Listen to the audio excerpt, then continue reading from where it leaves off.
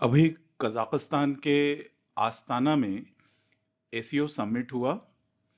ACO यानी Shanghai cooperation organisation. हालांकि प्रधानमंत्री नरेंद्र मोदी इसमें शामिल नहीं हुए। भारत के तरफ से विदेश मंत्री एस जयशंकर ने प्रतिनिधित्व किया। लेकिन इसके कुछ महत्वपूर्ण परिणाम निकले इस समिट के। तो जान लेते हैं कि इस समिट से भारत को क्या मिला। तो पहले हम ये समझ लेते हैं कि असल में एससीओ है क्या। तो एससीओ का जो गठन हुआ था वह 2001 में हुआ था। ये शंघाई फाइव के नाम से जाने जाते थे और उसमें रूस, कजाकिस्तान, किर्गिस्तान, ताजिकिस्तान और चीन शामिल थे। और बेसिकली जब सोवियत संघ का विघटन हुआ था तो मध्य एशिया में अ, कई सारे स्वतंत्र राष्ट्रों का जन्म हुआ था, जहां उनकी अपनी बहुत सारी समस्याएं थी। धार्मिक उग्रवाद था, जातीय तनाव था। तो शंघाई फाइव का जो गठन हुआ था 1996 में, 1996 में, इन्हीं सब मामलों पर सहयोग का प्रबंधन करने के लिए किया गया था। 2001 में उज्बेकिस्तान जुड़ा और वह एससीओ 5 बन गया। और उसमें व्यापार, कनेक्टिविटी, पर्यटन, इन सब विषयों को भी शामिल कर लिया गया। भारत इसमें 2017 में शामिल हुआ। भारत के साथ पाकिस्तान भी शामिल हुआ था। तो अभी जो एससीओ के वर्तमान में जो सदस्य हैं वो हैं चाइना, इंडिया, ईरान, जो लास्ट ईयर ईरान ने फुल मेंबरशिप मिली थी, Kazakhstan, Kyrgyzstan, Pakistan, Russia, Tajikistan, Uzbekistan और बेलारूस। बेलारूस को पूर्ण सदस्य के रूप में इसी वर्ष शामिल किया गया है। अफगानिस्तान और मंगोलिया, ये दो जो कंट्रीज हैं, ये पर्यवेक्षक के रूप में हैं, ऑब्जर्वर स्टेट्स हैं।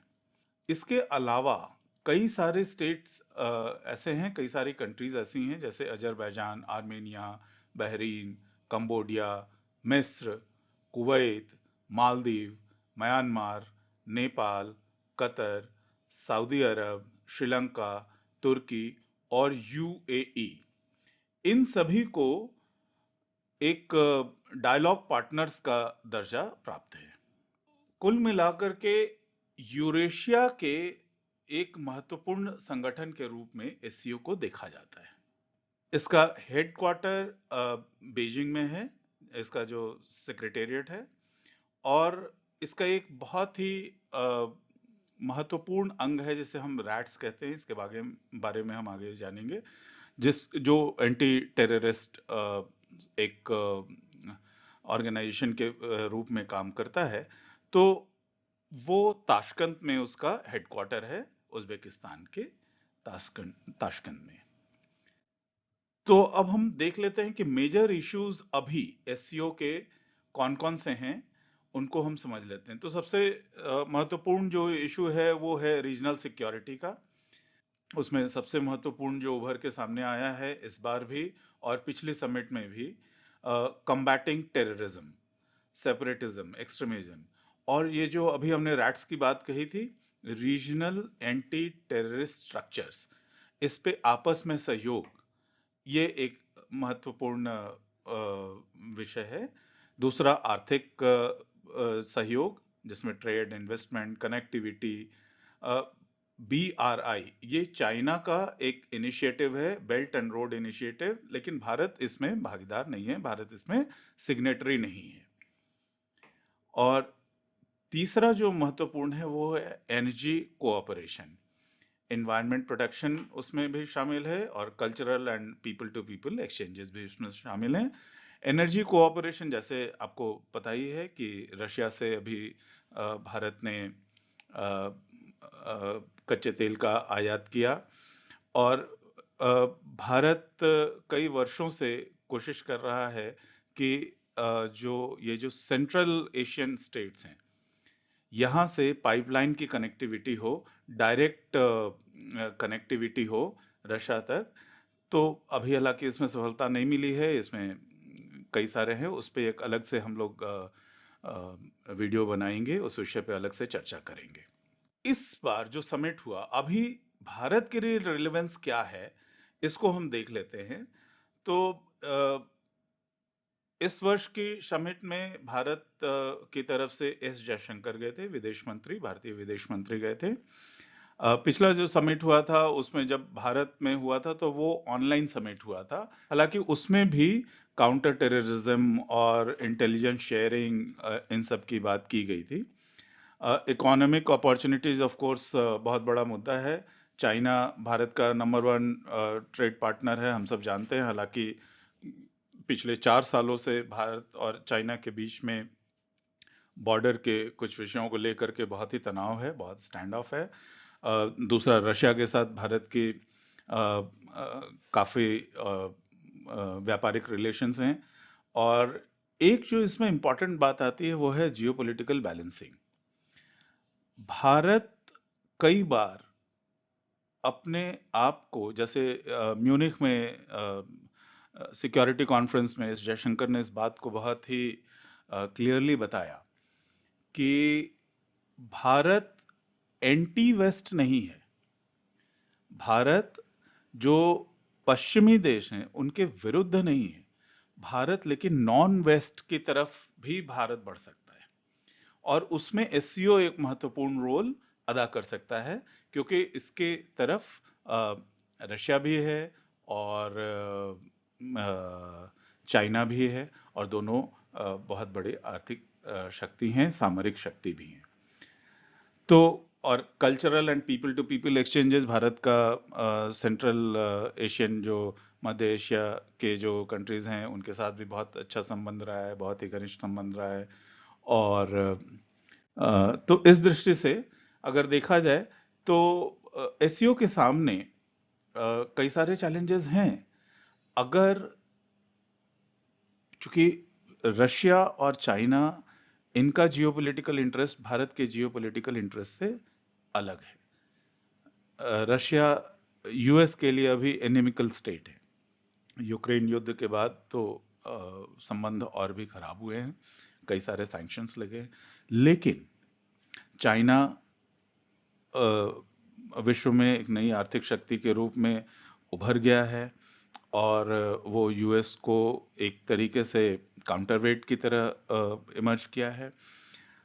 भारत इन सब चीजों को एक अलग दृष्टि से देख रहा है। अगर एससीओ, शंघाई कोऑपरेशन ऑर्गेनाइजेशन, अगर एक एंटी वेस्ट, ऐसा रशिया और चाइना के दबाव में अगर एंटी वेस्ट कोई स्टांस ले रहता है तो भारत उसके लिए बहुत कंफर्टेबल फील नहीं करेगा। लेकिन चाइना का ग्रोइंग इन्फ्लुएंस है। Bharat belt and road initiative को लेके भी बहुत ज्यादा उत्साहित नहीं है। भारत को ऐसा लगता है कि भारत के हितों की कहीं ना कहीं अनदेखी हो रही है, क्योंकि जो ये जो सड़क है वो पाकिस्तान ऑक्यूपाइड कश्मीर के होके जा रही है, पाक अधिकृत कश्मीर से होके जा रही है, और भारत इसका विरोध करता रहा है। लेकिन इसमें कई अपॉर्चुनिटीज भी हैं, जैसे cooperation on security, economy and environment, regional stability and prosperity. एक फोरम है जहाँ पे हम कई सारी चीजें बात कर सकते हैं एक कॉमन मार्केट के रूप में। एक स्टडी ये भी है कि इतनी सारी कंट्रीज जो हैं वो करीब करीब वर्ल्ड के 45% पॉपुलेशन को रिप्रेजेंट करती हैं, एससीओ के जो सदस्य हैं। तो एक तरीके से एक बहुत बड़ा मार्केट भी है, और ये बहुत बड़ी अपॉर्चुनिटी है, बहुत बड़ा अवसर है एससीओ के माध्यम से। तो की टेक अवेज आस्ताना समिट में क्या रहा? आस्ताना में एस जयशंकर शामिल हुए, तो उन्होंने जो बात कही, उन्होंने कहा कि एससीओ का जो मूल उद्देश्य, एससीओ का जो मूल उद्देश्य रहा वह था आतंकवाद से लड़ना। और उन्होंने कहा कि हम में से कई लोगों के पास ऐसे अनुभव हैं जो अक्सर हमारी सीमाओं से परे उत्पन्न होते हैं। हमें स्पष्ट कर देना चाहिए कि अगर इसे अनियंत्रित छोड़ दिया जाए तो यह क्षेत्रीय और वैश्विक शांति के लिए एक बड़ा खतरा बन सकता है। जाहिर सी बात है, भारत पाकिस्तान के तरफ इशारा कर रहा था। पाकिस्तान में कई ऐसे संगठन हैं जो भारत विरोधी गतिविधियों में, आतंकवादी गतिविधियों में संलग्न हैं, और उसको किसी भी रूप से या किसी भी अभिव्यक्ति में, किसी भी एक्सप्रेशन में आतंकवाद को तो उचित ठहराया नहीं जा सकता, उसे माफ भी नहीं किया जा सकता।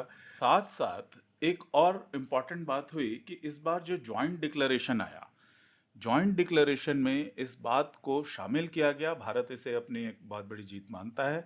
बहुत ही कड़े शब्दों में इस क्रॉस बॉर्डर टेररिज्म के बारे में बातचीत हुई, इस डिक्लेरेशन में उसको शामिल किया गया, और इस पे और अधिक क्लोजली काम करने के लिए सभी देशों ने अपनी सहमति जताई। इसके अलावा साइडलाइंस में विदेश मंत्री जो हमारे एस जयशंकर हैं, उन्होंने अपने चाइना के जो काउंटर पार्ट हैं वांग, उनसे मुलाकात की, और लद्दाख में जो स्टैंड ऑफ चल रहा है उसको जल्द से जल्द हल करने के लिए और अधिक प्रयास करने के लिए, और अधिक स्टेबल और बेहतर प्रयास करने के लिए वो हम लोगों ने अपने अपने अपने प्रतिबद्धता को दोहराया, और ये बताया कि एलसी का एलएसी का सम्मान करना चाहिए, और ये एक तरीके से हुआ।